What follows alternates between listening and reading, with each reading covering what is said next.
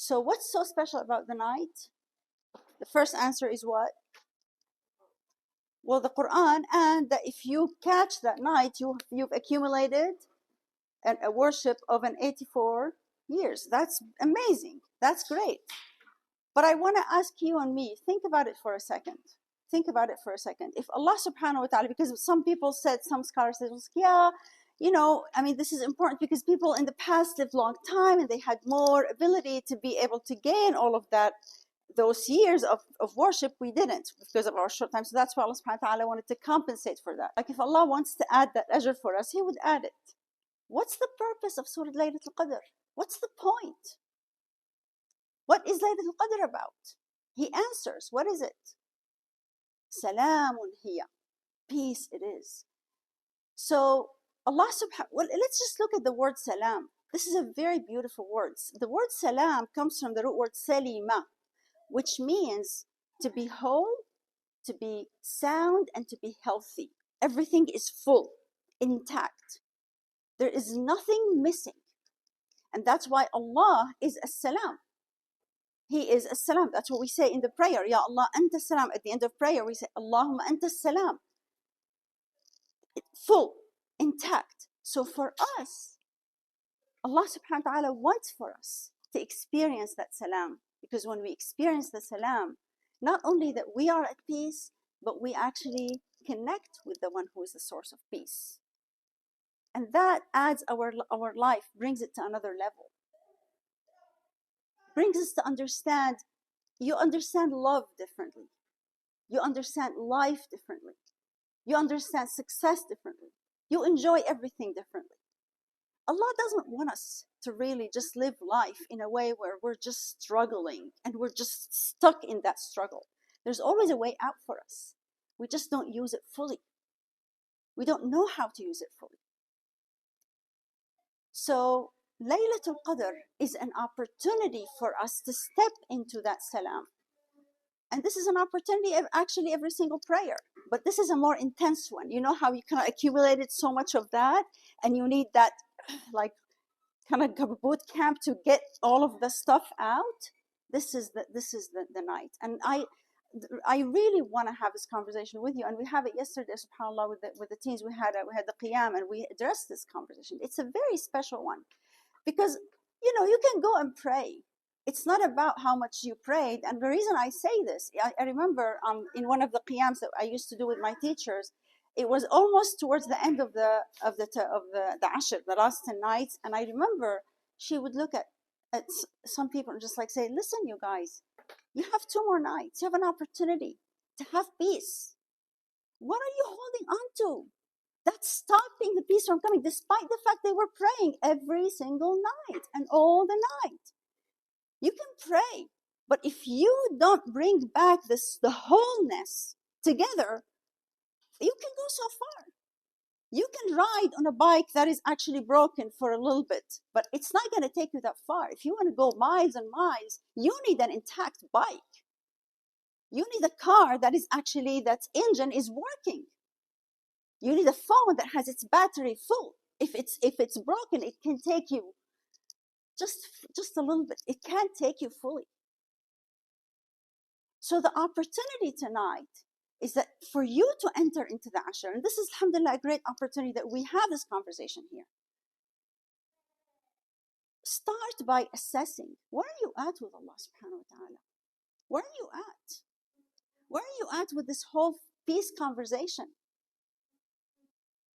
Are we just keeping things under the rug? And I'm saying, no, I'm at peace. I'm really at peace. Everything is fine. Like, really? No, that's not true. That's not real. The peace happens only when you actually bring back things. Our life has so many reasons why we're not at peace. There are so many things that can actually break that peace. You have an issue with a coworker, you have an issue with a parent, you have an issue with your work, something is failing, your exam didn't work, there's a sickness, there's this, there's that, there's all that stuff that actually break the peace. The past that you're holding on to, all of your anger, all of these stuff, is so much. So I can't come and say, no, everything is fine. And to my surprise, the fix is very simple, by the way. And that's what I got me, because I remember when I would hear these kinds of conversations, I would be very frustrated. I'm just like, it's not me. It's not me. But what I realize is that it's actually all what it is that I just need to figure out what's that thing that's actually stopping the peace and take it out. And it's very simple. All what it takes is being true and honest to yourself. So this is what we're going to do right now. Look for yourself. Where is it? And especially with people around you. Where is it that you have something that you've been tolerating in a relationship with somebody? It could be a spouse. It could be a parent. It could be a brother or a sister. It could be a friend. It could be a coworker. Just look, where are you actually tolerating something and you think that it's their fault? They are the ones who should fall. It's always their fault. They are the ones who are not understanding. Where is it that I'm still willing to just say, well, when they come, everything will be fine? Who is being hurt when you do that? It's me who's being hurt. My peace, my salam is actually the salam that's being compromised. And when my salam is compromised, I'm unable to connect. I can pray, but it's, again, as I said, there's something in the way. There's a block. What's at stake here is our relationship with Allah. What's at stake is our heart that is sound. That's what Sayyidina Ibrahim said. That day, nothing is going to help except who comes to Allah with qalbin salim. He uses the same word, salim. A heart that is intact, that doesn't have any of these things that stall it. It's very easy, you guys. It's very simple, wallahi. I look and I see, okay, well, this thing that's in my relationship with that person that I'm annoyed with, and there's my relationship with Allah. Which is more important? My peace or me being right with that person? Which is more important? Very simple. The one that is more important and valuable for you is what you're going to hold on. Enter this night, inshallah, enter the 10 nights with that choice. Look at yourself and say, which is more important? And then you can actually go and you start seeing, what can I do with that person? What is it that I've actually been judging? Maybe some people I've just like boxed them. Like that's what they are. They're never going to understand it. They're never going to get it. Oh, they don't like me. Or whatever. We have so many versions of that. So make that choice. There's nothing that's worth losing the treasure of having a sound heart and a peace. There's nothing is worth that. Whatever it is, and that I remember one person, she had an issue with her family and they were constantly dealing with money issues and all of that. And then her grandma would come and just like would start bringing that up again and would start fighting with her. And then she came at one point and said, listen, no more. I'm really not going that route anymore. I am not going that route anymore.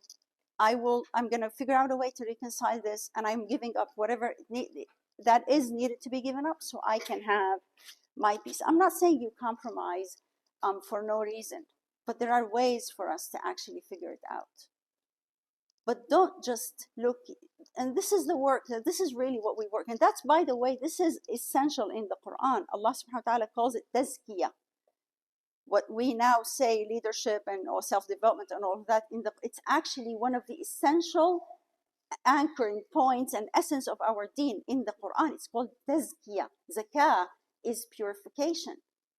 That's what it is. Do you guys remember when the Prophet ﷺ was going to know what Laylat Al-Qadr is, and what happened? Some people fought, were arguing, and then he said, it was raised. I couldn't get it. Why? Because of that. So if you have that piece here, it's like that piece of argument or that piece of resentment or that piece of annoyance with certain people, that gets in the way. And my last piece that I want to say is that it's not that tough. It's not that hard. I thought it was, and for me, I always felt that that's it. I can go that far, but really it's not. It's not. It just takes a little bit of, as Marcy was saying, it takes some courage, and it takes kind of like really making that intention and just be real and be vulnerable. Like today we were working on in the podcast with Surah Yusuf alayhi salam. The moment the brothers were willing to be vulnerable and just say it, say the truth, everything shifted. Everything shifted for them. It just takes that. So I hope, Ya Rabbi, and I pray that these next 10 days are going to be amazing for you, and you will be able to have that time that you can connect with Allah subhanahu wa ta'ala, and that you can have that peace. There's nothing that is more of a treasure than that.